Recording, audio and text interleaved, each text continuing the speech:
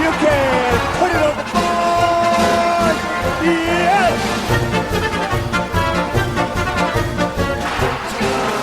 Welcome to the Sports Circus. I'm your Ringmaster Sal, live from Las Vegas in the AMP-TV mobile studio, AAMP.TV.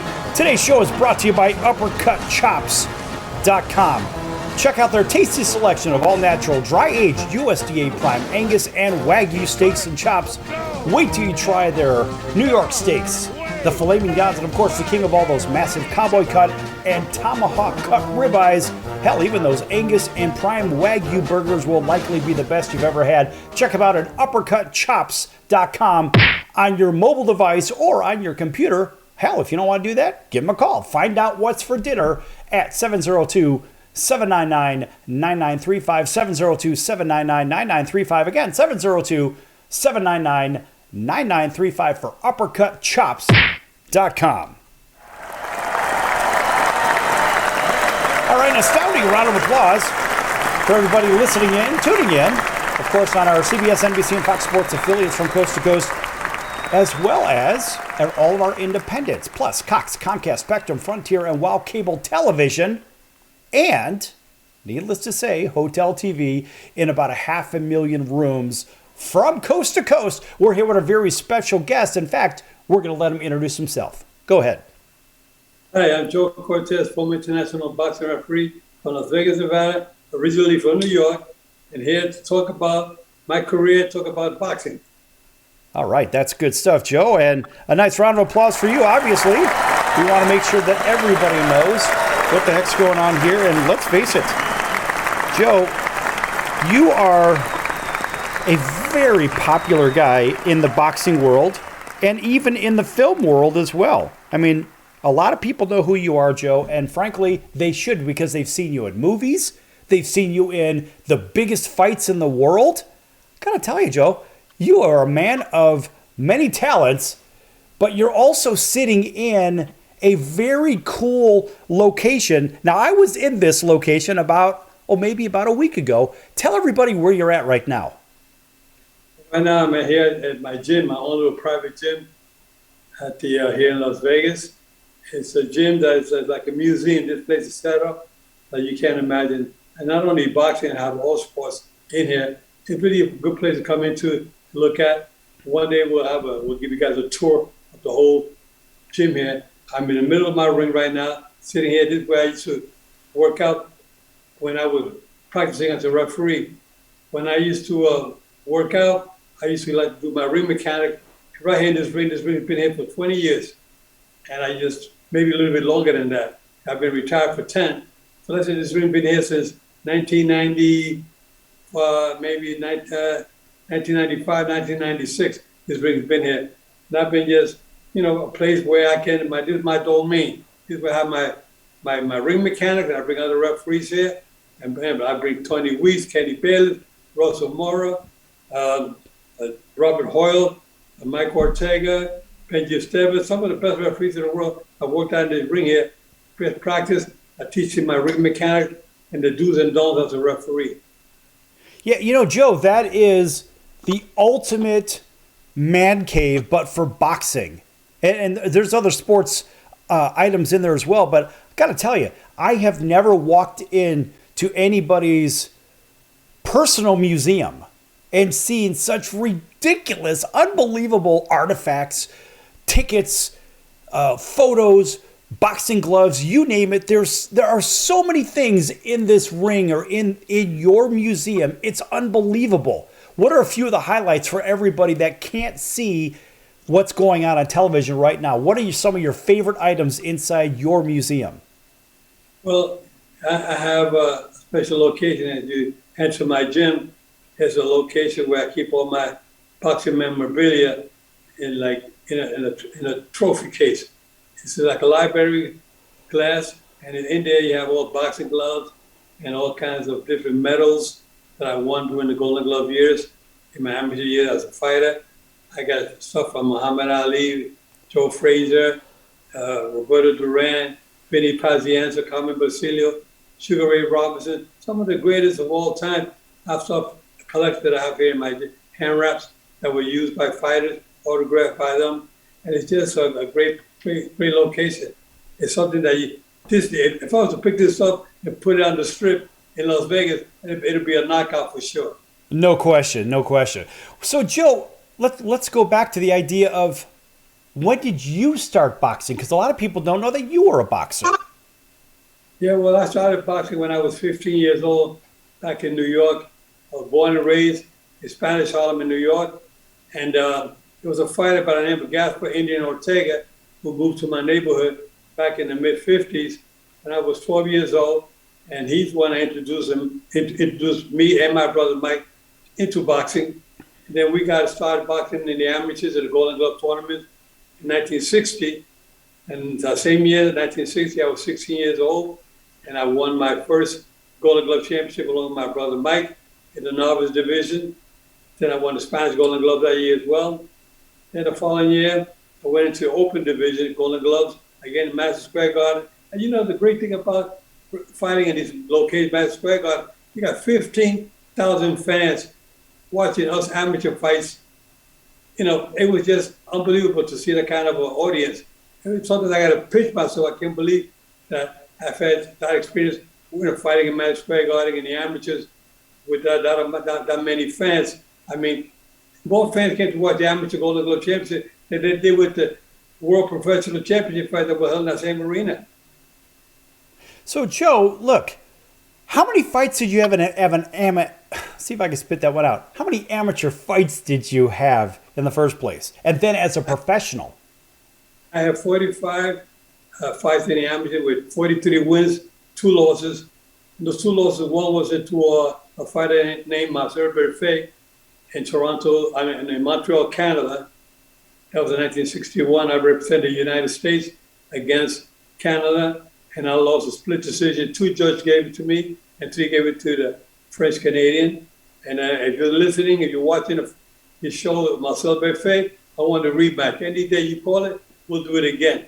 And then and my second fight was when I was going for 3 years in a row, the Golden Glove. I lost in the finals a decision to a fighter that was a decent fighter. I had beaten him 3 months earlier.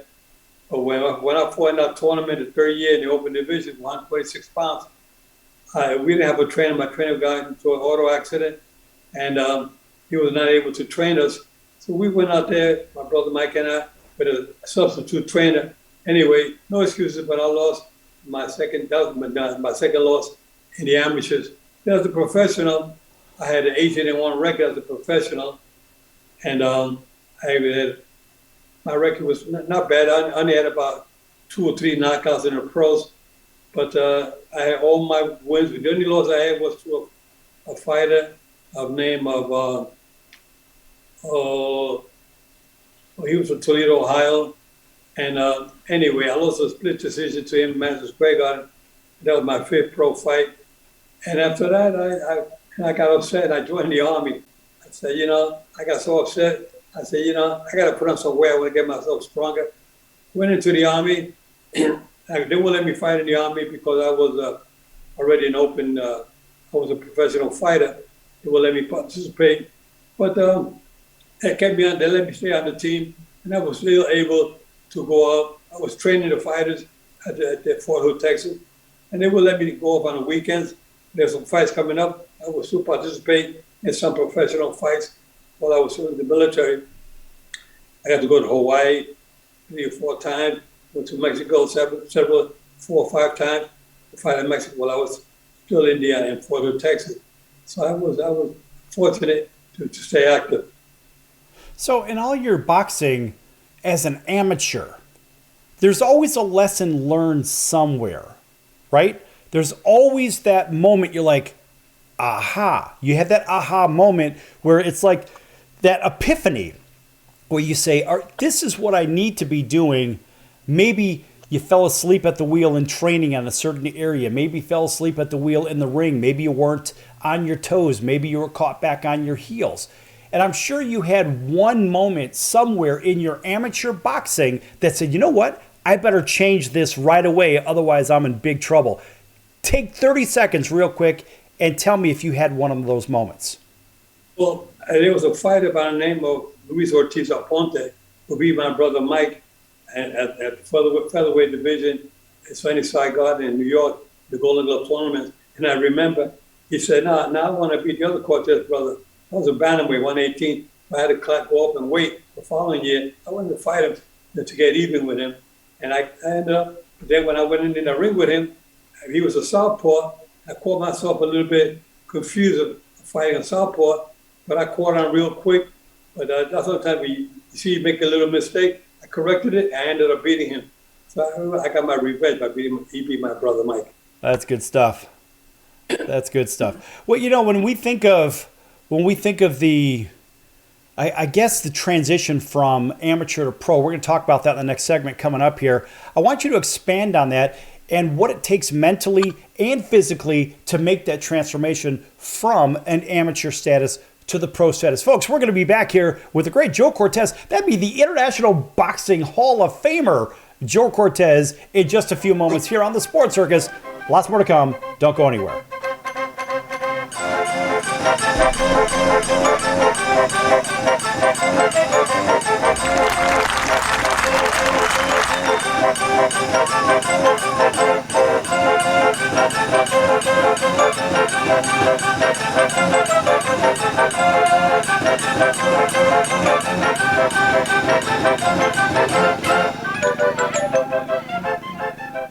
Nobody. Okay, we're on a 3-minute break. All right, nice and simple, right? Yeah, oh yeah. Easy stuff. Piece of cake. I'm used to doing this. I mean, you've done many of these. And in fact, when we come back from break, what I'm going to do is I'm going to cue you. I'm going to give you a countdown from 5, 4, 3, 2, 1. And then I'm going to point to you and you'll say, welcome back to the Sports Circus. This is International Boxing Hall of Famer Joe Cortez. And this segment is brought to you by Fair But Firm. Go ahead and plug Fair But Firm, where you could find it, etc., etc. Okay. Is that good? Good. That's good stuff. We'll give you a chance to plug that. You could find it on, where are you at? You're on Spotify and where else? Well, right now, I'm on YouTube channel. I'm on YouTube channel and on Facebook right now. Okay, YouTube and Facebook. Okay, you can check me out at YouTube and Facebook. So make sure you just say that. All right, that's good stuff. Oh, let's see. Yeah, you know what? When I put a new virtual private network onto my computer yesterday, and I don't know what I did. I did it sometime yesterday just for extra web security, and it kind of messed up some of the elements on my soundboard. And luckily, I have a backup soundboard,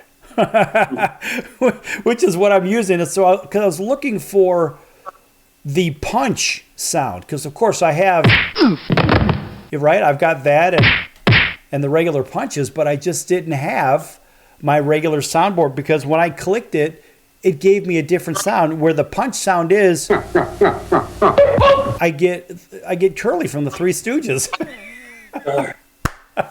So I don't know. I mean, I've got all of those, but on this second soundboard that I have, Joe, it literally has 1,000 availabilities, and I think I probably used up about 100 of them.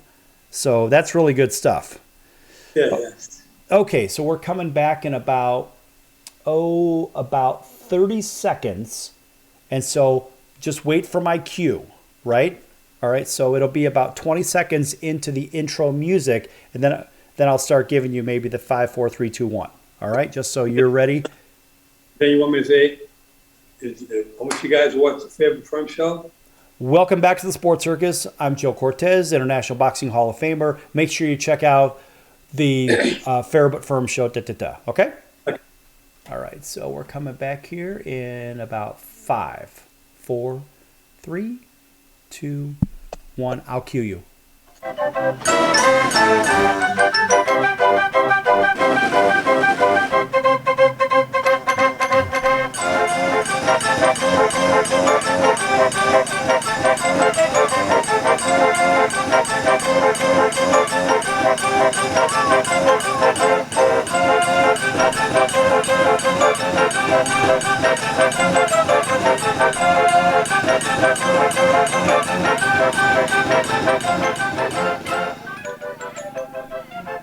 Hello, Joe Cortez here, favorite firm. I'm known as an former international boxing referee from Las Vegas, Nevada, the boxing capital of the world. And I want you guys to subscribe and watch my show, the Joe Cortez Show, and the Favorite Firm Show on the YouTube channel and on Facebook. Check it out. That's good stuff. And that's, of course, a very familiar figure. Folks, in case you're just tuning in, by the way, on our CBS, NBC, and Fox Sports affiliates from coast to coast. In fact, big welcome into everybody listening in on CBS Sports 1500 KHKA. That's over in Honolulu, home of the New York Yankees, right? Gotta like those Yankees. All right, Joe, you're a New York guy. Also, home of the 49ers and home of the Alabama Crimson Tide. Welcome into everybody that may be listening with our friends over in CNBC and NBC News in California, right here in Las Vegas Public Radio, KQQY, also KIOF. Big welcome into everybody in Atlanta, WDJY 99.1 FM, WAUD over in Auburn, Alabama, home of the 2021 world champion Atlanta Braves. Of course, now we have a different world champion in the Houston Astros, but nonetheless, welcome into everybody also on KTXT that's picking up our content over in Lubbock, Texas, Texas Tech Radio, Texas Tech Raider Radio. That's 88.1 FM. As well as all of our other independents from coast to coast, plus Cox, Comcast, Spectrum, Frontier, Wow Cable Television, and hotels in over 500,000 rooms from coast to coast, gaining over 4 million impressions per hour. That's crazy.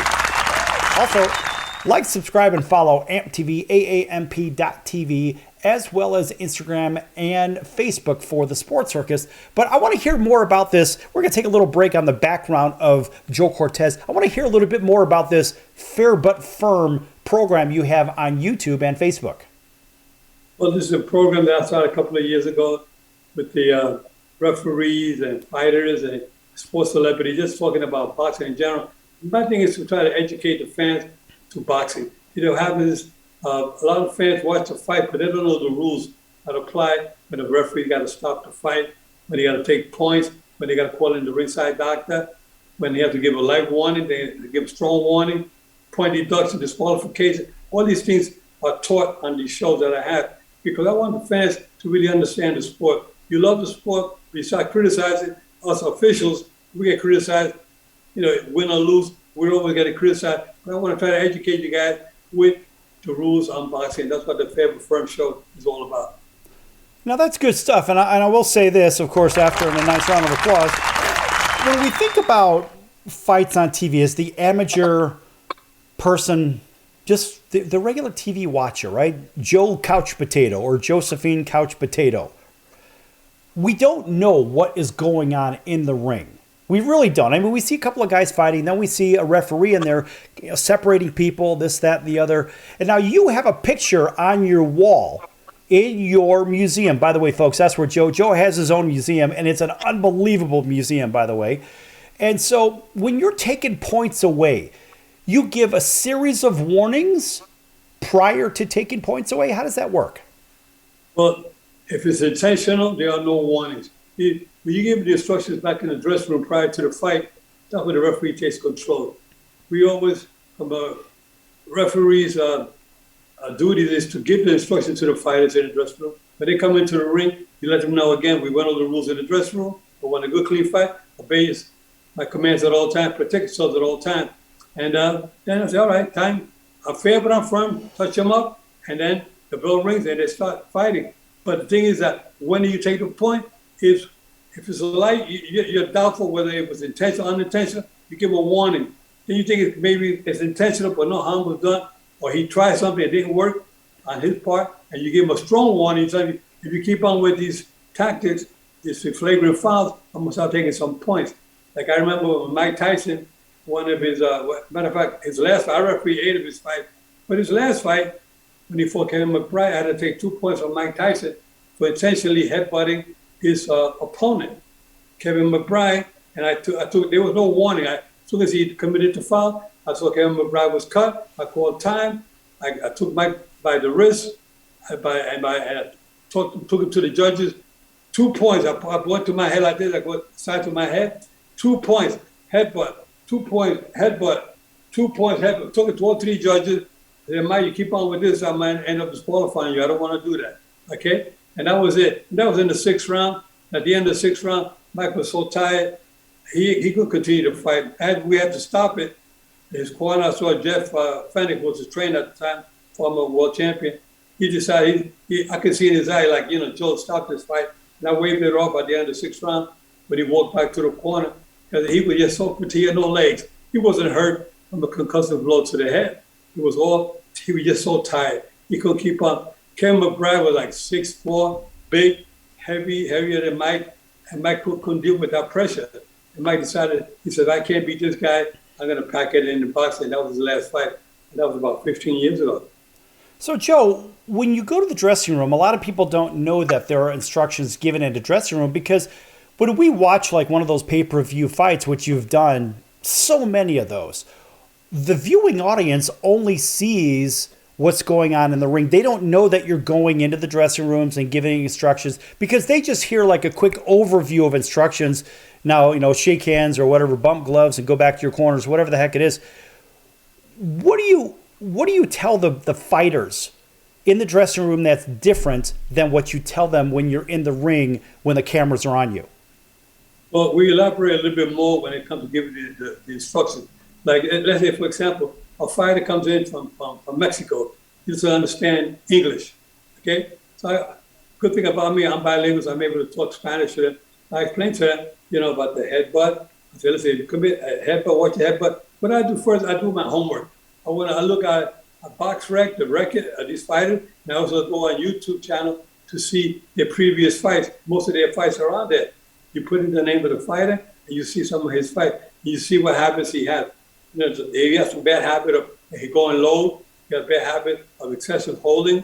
He has a habit of coming in with the head, intentional headbutt, holding and hitting. He spits out the mouthpiece intentionally. All these things. So when I go into the dressing room, I'm already going in there prepared. I know what I have to address and be strong at. Let's say he has a habit of going low blows. But listen, I know you have a habit like I did a heavyweight fighter one time. I warned him about, his previous fights. And Galata, when he fought Lennox Lewis, and I told him, Galata, let me tell you, this was in Atlantic City back in the 90s. I told Galata, let me tell you one thing. I know in the previous fight, you had the habit of going low. That's not going to happen tonight. Once you start going low, or start taking point, or I'm going to disqualify you. You understand that? He said, yes, sir. I said, no, low blows in this fight. You understand? I made sure that he understood that. Then I talked about spitting out the mouthpiece intentionally. You spit out the mouthpiece intentionally, it can cause you points. And if you hold excessive holding, I tell you break, and you don't break, or you throw a punch. When I say break, and you still throw a punch, that can cause you a point. Or you may be disqualified. You can hit the guy when I say break. The other guy lowers his guards, and you hit him, and you knock him out. You can be disqualified because I said break. So you got to stop punching when I say break. All these kind of things like that. The excessive holding is one thing that a lot of fighters try to do sometimes, especially when they're tired or when they're hurt. The trainer will tell them, listen, hold as much as you can when you're hurt. So his arms are tied up. You tie up his arms. And we know that we have to try to not let them continue with the excessive holding. Otherwise, you're going to be disqualified. So I think it's interesting that here's a former boxer, a former championship boxer, right? Yourself, a gold glover. And here you are in the ring with a couple of guys trading blows. How many times have you been hit by a stray punch from one of the fighters? No, I've never been hit. I refereed for 35 years, and I refereed close to 1,000 professional fights.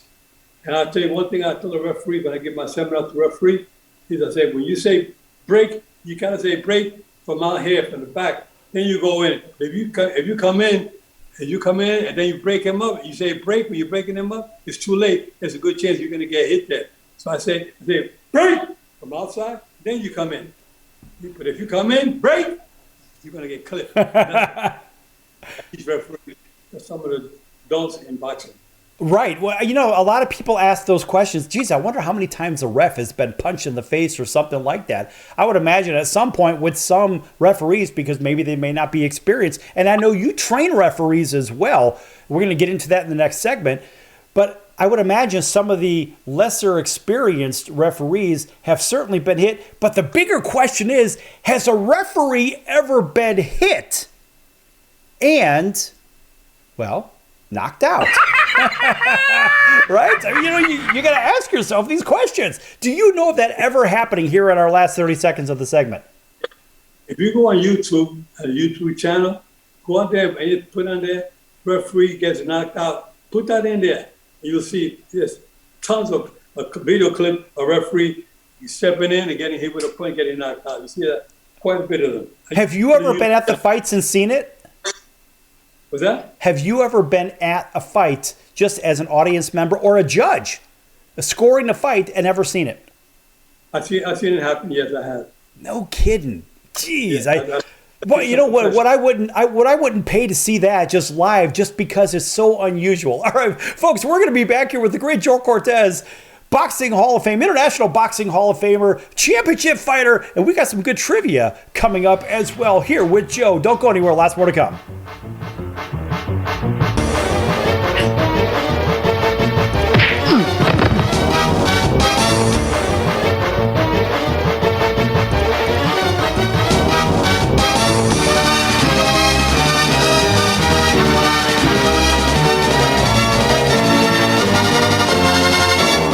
Attention business owners, you and your customers are listening to this commercial right now. Face it, every business needs customers, even yours. The Sports Circus is a primetime nationally syndicated program that's carried on ABC, NBC, CNBC, and Westwood One News affiliates, plus CBS, Fox, and NBC sports affiliates across North America with coverage from Hawaii to New York. Also, the Sports Circus is available to the 180 million subscribers on iHeartRadio, and the Sports Circus gets about 4 million website visitors per month, which could click through your website and bring sales. The Sports Circus provides great content featuring celebrity guests from sports and entertainment to our audience every weekday, which your company could greatly benefit from by increasing your visibility, foot traffic, eyeballs to your website, and calls from potential customers. Call us right now at 702-799-9935. Again, 702-799-9935, or email us at info@thesportscircus.com. That's info@thesportscircus.com. Drive your sales today by advertising with the Sports Circus. Nope. All right, we've got 2 minutes. That's a pretty good commercial. It's pretty good content because what that does, that gives people an idea of our reach. Mind you, I still have to update that because I don't even cover all the other platforms that we're on top of it. It's nuts. Yeah. I'll tell you, it's very interesting. It's very good to be talking about the different topics on the air because a lot of fans don't know the rules on boxing and they love the sport, but they don't know what goes on with the referees, the ringside doctors, the inspectors in the corner.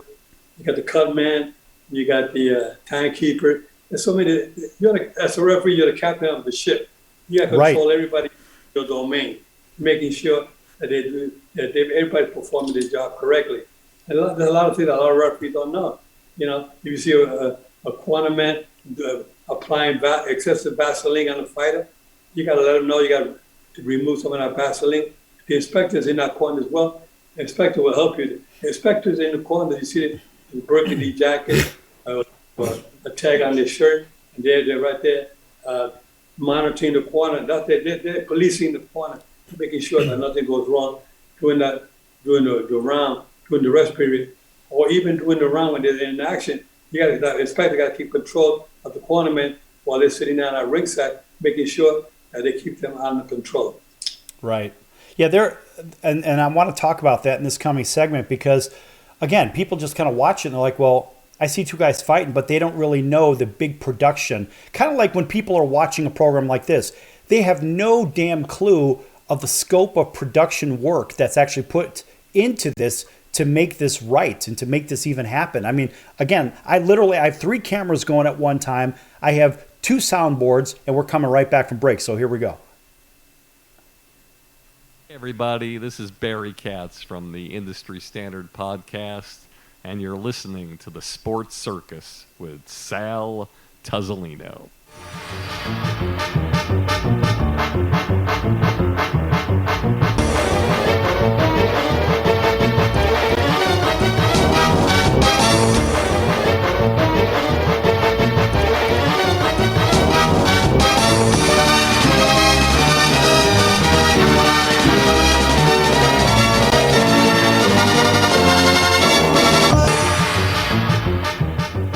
to the Sports Circus. I'm your Ringmaster Sal, live from Las Vegas in the AMP TV mobile studio. That's AAMP.TV.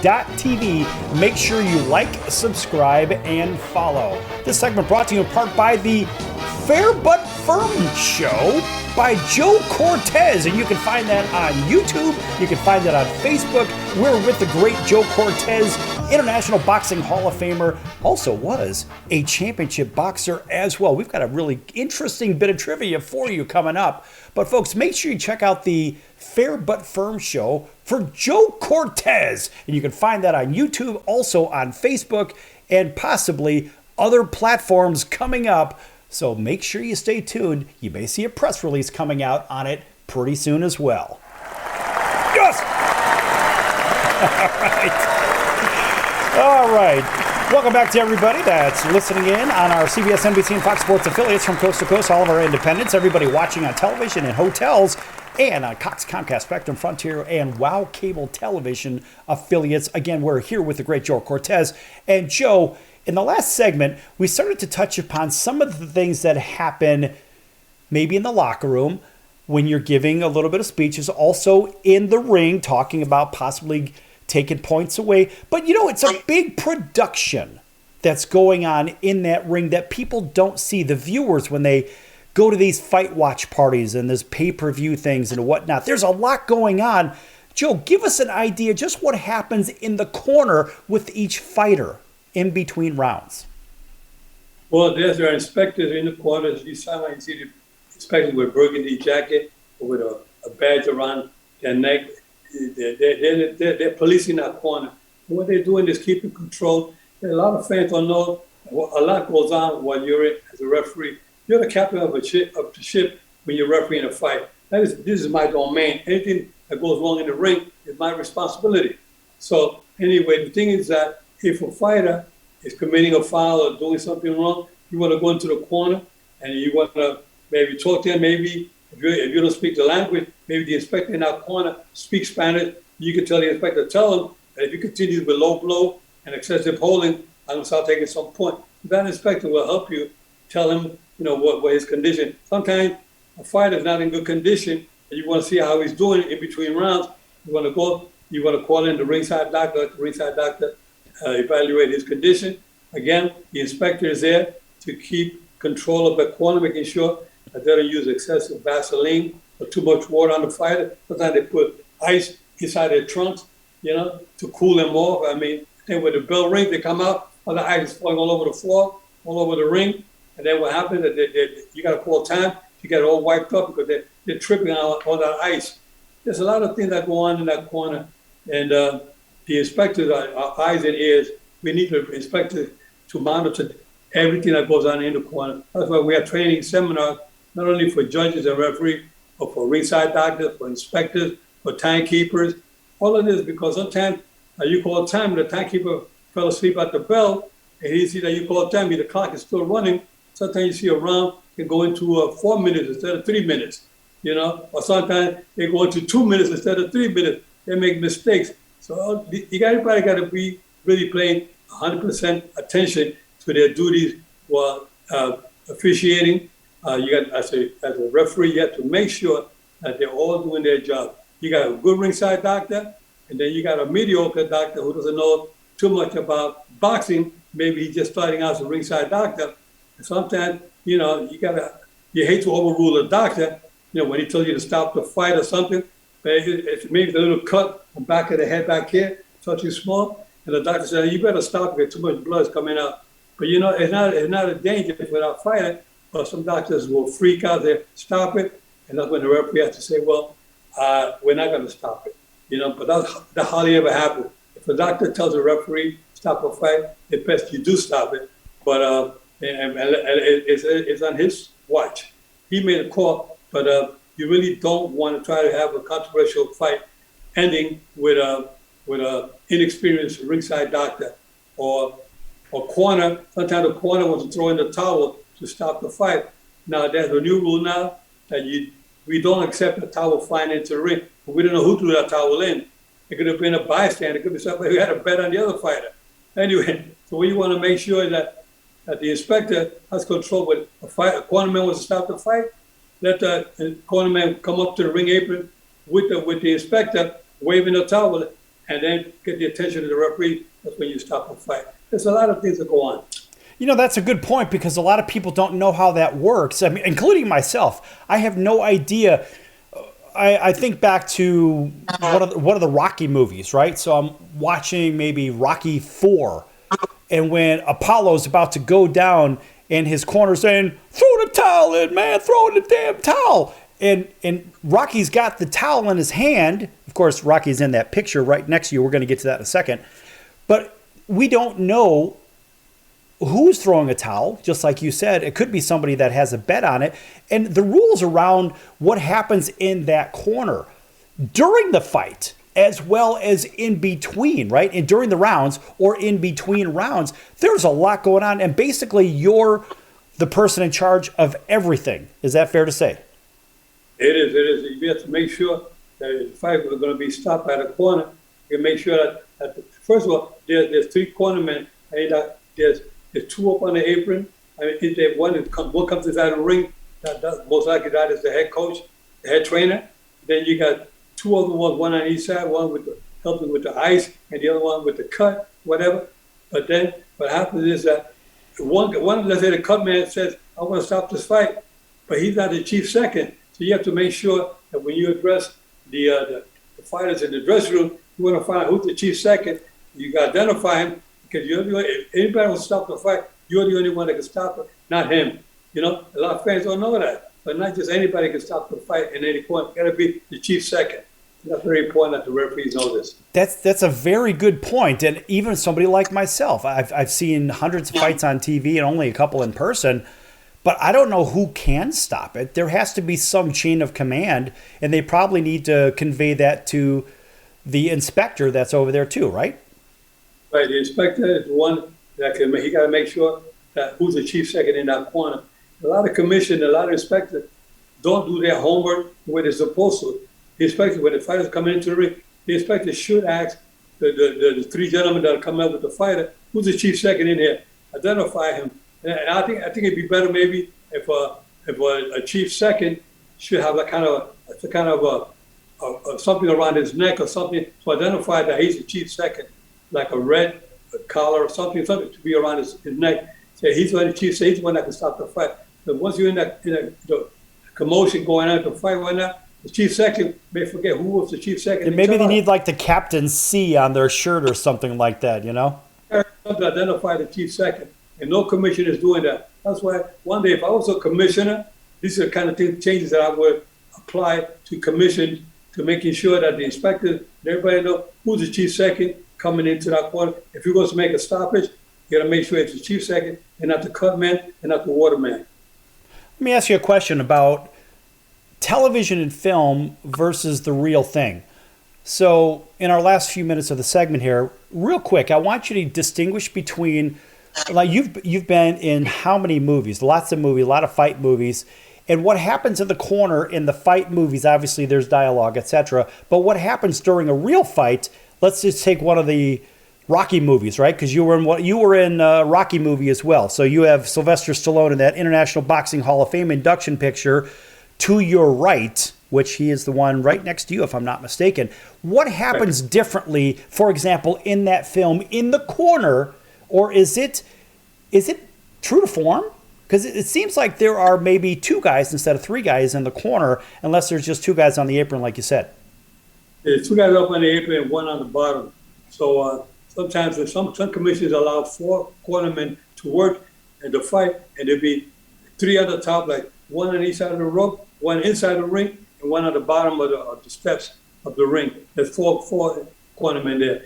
And in movies, going back to your movies, in movies, everything is not really authentic, even though Sylvester Stallone asked me when we did the Rocky Balboa movie, that's the last one he participated in as a fighter. He said, "Joe, I want the movie to look authentic as possible." Okay, so I got him real cutman. I got the real cutman to work in each corner with his opponent and his corner, and these guys were really the real deal. They know what they were doing. But when we're filming a fight, it took us 6 days to film a segment you saw in the Rocky Balboa movie. It took us 10 to 12 hours a day filming. We're making sure it would look authentic as possible. And I mean, you watch the movie, you see it looks pretty authentic. And I would say 99% of it looks authentic. But sometimes things go in the corner when you're filming, and it's not really the way it's held, the way it's done in the real fight. They may do something in the corner. They may say something. The cornermen get out of control, and they may do something, put a little bit more flair to the movie. But the inspectors got to keep control of that. But the movies and in real life are two different subjects altogether. Yeah, you know, there are so many elements going on with those productions. It's crazy. And, you know, people say, well, you know, you've got the boxing commission with their hands in it. Well, there's a lot happening, folks, unless you're paying attention to what's happening in the entire ring, which you're really only going to see if you're actually at the fights. Don't complain about it. Just shut up, drink your soda, whatever you're drinking, eat your popcorn, watch some great entertainment, and watch some really, really courageous guys that are in there as referees. Back here with one of those Hall of Famer, International Boxing Hall of Fame that is, Joe Cortez, back here in just a few minutes on the circus. Don't go anywhere.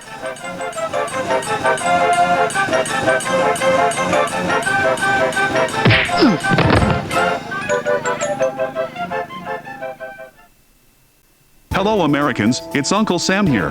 If you owe $10,000 or more in back taxes to the IRS or state, don't worry. I've got important... Okay, we're going to fade that out. We got to take care of a little business here real quick. Wherever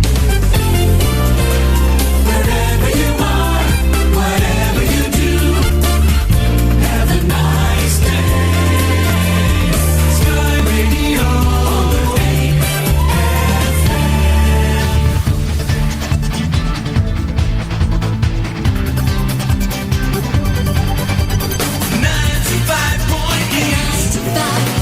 Capital FM, London.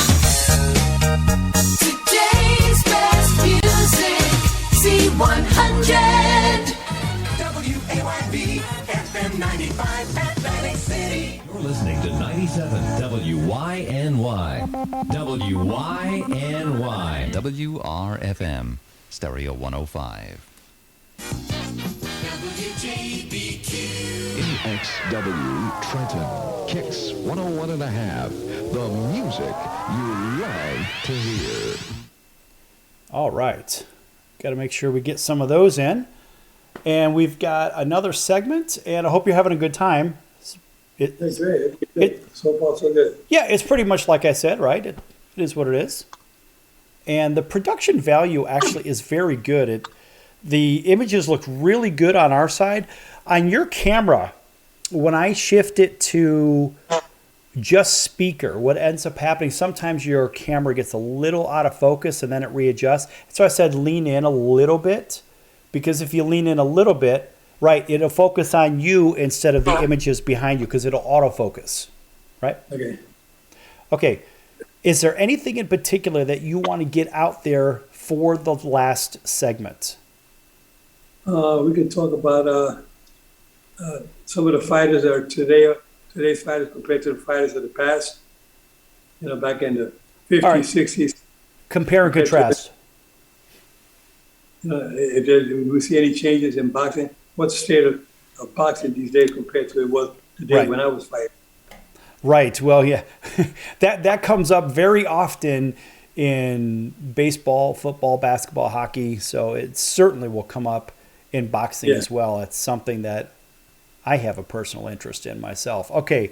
All right. We're coming back in about 15 seconds. We'll make sure that we give the fair but firm another kick once again, just because we can. All right. Here we go. Make your selection directly at uppercutchops.com. Hey, this is Tommy John, and you're listening to the Sports Circus.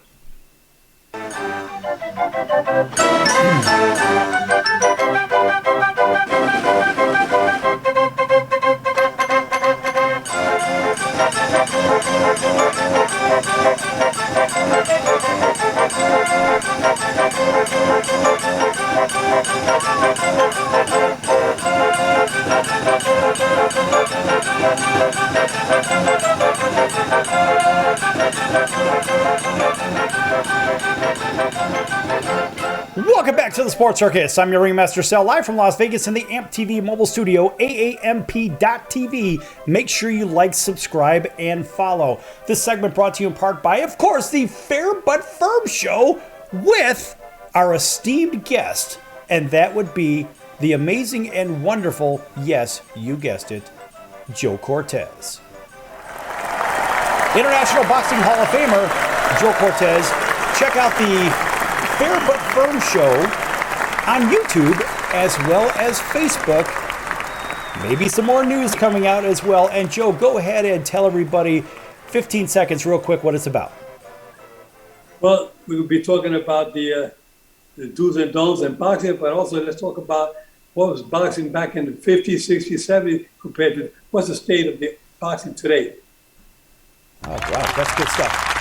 All right, and a big welcome back to everybody listening in on our CBS, NBC, and Fox Sports affiliates, plus independents from coast to coast, all of our television affiliates and social media. Thanks for joining us on Instagram, on Facebook, and AMP TV, AAMP.TV. And folks, make sure that you like, subscribe, and follow, as well as shameless plug. Also, check out the sportscircus.com for our upcoming guests, our prior guests, our recorded shows, which you can find on your favorite podcast platform, from Apple Podcasts to Amazon Music to iHeartRadio, Spotify, Google Play, Google Music, Audible. We're on every one of them. You can't get away from us. That's the great news. But more importantly, Joe has his show as well, and you want to make sure you like, subscribe, and follow on YouTube and Facebook, and that is the Fair But Firm Show with Joe Cortez. All right, so Joe, in the last segment, we were talking a little bit about some of the different things that happen in the ring, but how about this? How about boxing styles from when you were fighting back in the day to today? Now, we see the same thing in pick your favorite sport. In football today, hell, they play a flag football game. They don't even hit anymore. What about boxing? Are they still hitting the same way that they did back in the day? And is it being refereed the same way as when you were boxing? Well, let me tell you one thing, that when I started refereeing, I knew that something was wrong, and I didn't like the way referees, there was like no set rules on refereeing. There was no, I couldn't find a book, anything as far as what are the duties of a referee. There was nothing out there. So Larry Haslett was a commissioner of the New Jersey State Athletic Commission, and he was a referee at the time. Like myself, we started out together. We used to talk back and forth every day, like 3 or 4 times a day. He was a principal of a high school in New Jersey, and I was working in the hotel and hospitality business. And then we talked. We had the luxury to be able to on the phone 3 or 4 times a day talking while we had at work. And I would tell him, Larry, there's something going on in boxing that is not right. Referees are not doing their duties. I think we got to start revolutionizing refereeing. And we did. Larry Haslett and I started with revolutionary refereeing. We started creating rules, the do's and don'ts. We had a doctor, Dr. Mike Xavier. Larry Haslett and myself were the first officials to give the first seminar ever given in boxing back in 1979, back in New Jersey. And this is where we try to change the rules, because the fighters were hitting the opponent behind the head. A fighter would hit an opponent when he was down. There was no point deductions. They would hit excessive low blows, excessive holding. There was no rules. Whatever the referee did was accepted by everybody. I said, no, there got to be a set rules that we have to apply. And we got to be more stringent with our rules. We have to try to be more forceful and make sure these fighters understand the rules that they must comply to. A lot of fighters were not complying with the rules. So we changed the 3 knockdown rule was in effect. You got knocked down 3 times in the same round, the fight was automatically over. Now we changed that where it's up to the discretion of the referee. A fighter can get knocked down more than 3 times, could be 4 times. I remember I refereed a fight with Manny Pacquiao and one man named Marquez. And Marquez went down 3 times in the first round. And I thought that he wasn't hurt that bad because they were like flash knockdown. So I said, no, I'm gonna let it go. And I let it go because it was up to the discretion of the referee. And I let it go, and Marquez managed to get up that round and finished strong the first round and went up to end up getting a draw in the fight. And would fight 2, 3, and 4 would have never occurred had I stopped the first fight. And so there's a lot of rules that we applied back then that we using now that was not applied back in the 50s, 60s, and 70s. So what about medical training?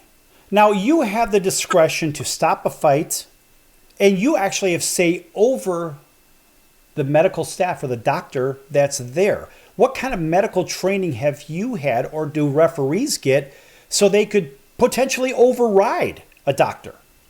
Well, I say, only twice I had to make a call that I hated to do, but when the doctor, there was a small little cut on the fighter's eye in Atlantic City. There was a small little cut here on the eye. It was not a dangerous area, and the doctor wanted to stop it. And I said, but it was a nothing cut, you know. It was bleeding, slightly bleeding. He wanted to stop it. I said, sorry, but I can't. You know, there was another fight I did in Germany where the doctor wanted me to stop the fight as well. You know, I said, no, it was a nothing cut. It was not in a dangerous area.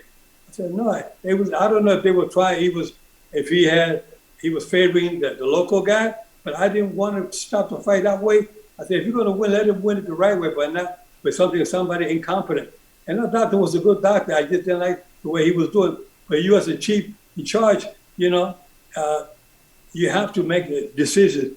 But sometimes, you know, there's fighters that are taking unnecessary punishment, and the referees, they're not stopping it on time. Sometimes the commissioner, Larry Hazard, will get up on a ring apron and tell the referee to stop it, you know? And that's something that we hate to see in boxing.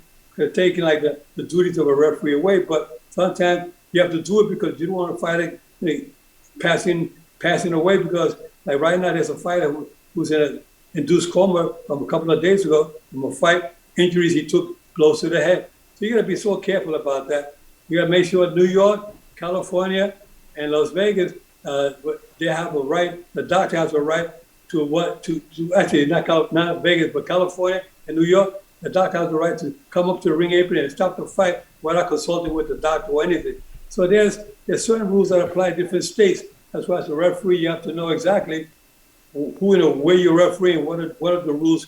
But try to be very careful, but try to always listen to the doctor. Try not to override the doctor's ruling. So what are the rules for, and now I can tell you this from the legal side. I know that if you get in front of a judge, if you're in the courtroom, they have to replace the judge and get somebody else if you know them or if it's a friend of yours. How many times have you reffed a fight that you've had a friend, possibly a very good relationship with, one of the fighters? Do they replace the referee? Well, let me tell you one thing. I've always felt that a referee should not have any relationship with any fighters, any managers, trainers, promoters.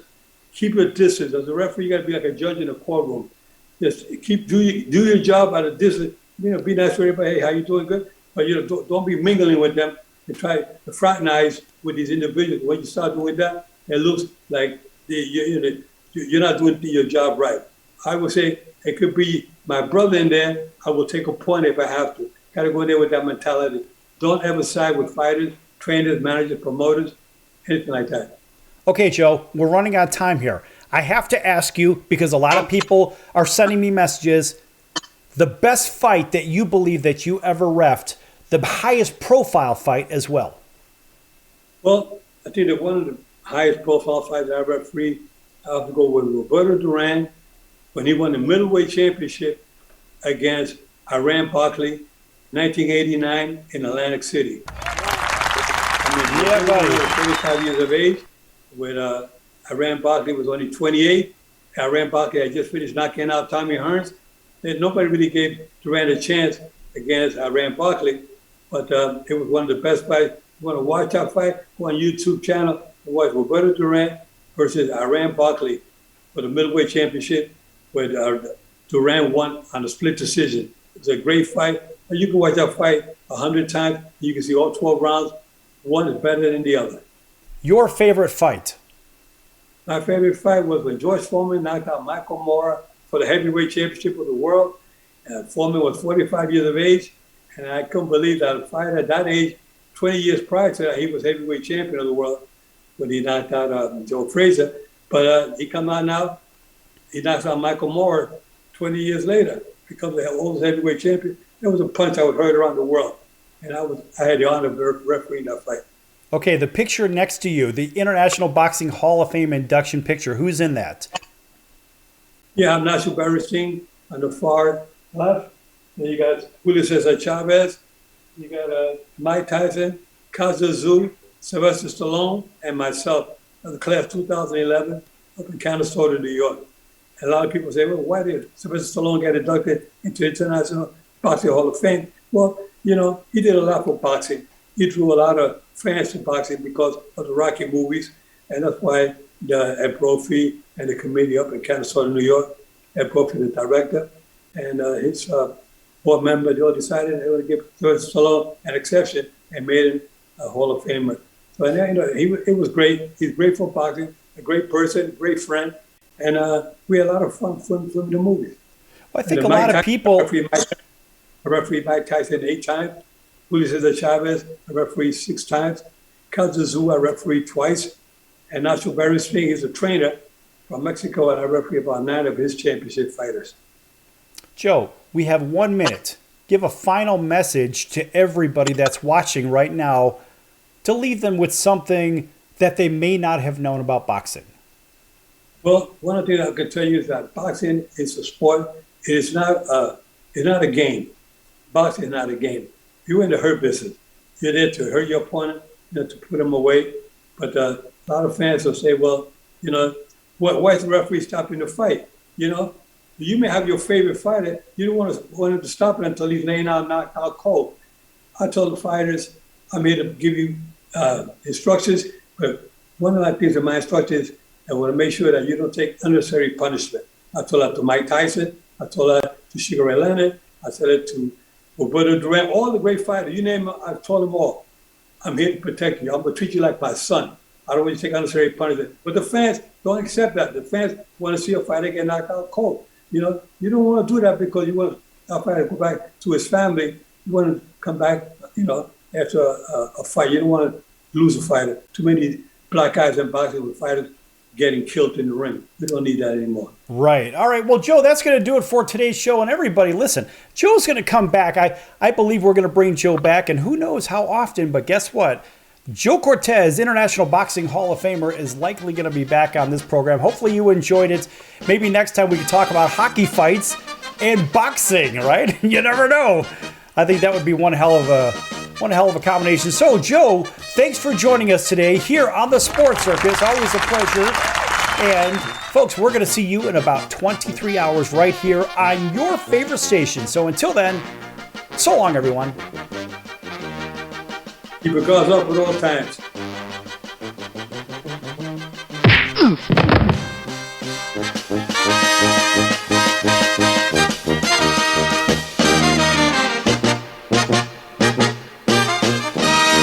If you're living with diabetes and using insulin, you know the pain of pricking your fingers over and over again. Ouch! Well, by wearing a small remote device called a continuous glucose monitor, or CGM, you can reduce the pain of pricking your fingers. If you administer insulin 3 or more times per day or use an insulin pump, call now and learn how a CGM can help you. Painless. No more pricking my finger. No finger pricks. Convenience. They delivered it free and they took care of all the paperwork. You can reduce pain right away. Plus, it's accurate, easy to use, and helps you spend more time in range. And if you have insurance, you can get a new CGM at little or no out-of-pocket cost. Call now and get free shipping of your new CGM. Plus, we'll bill your insurance for you. 800-659-7805. 800-659-7805. 800-659-7805. That's 800-659-7805.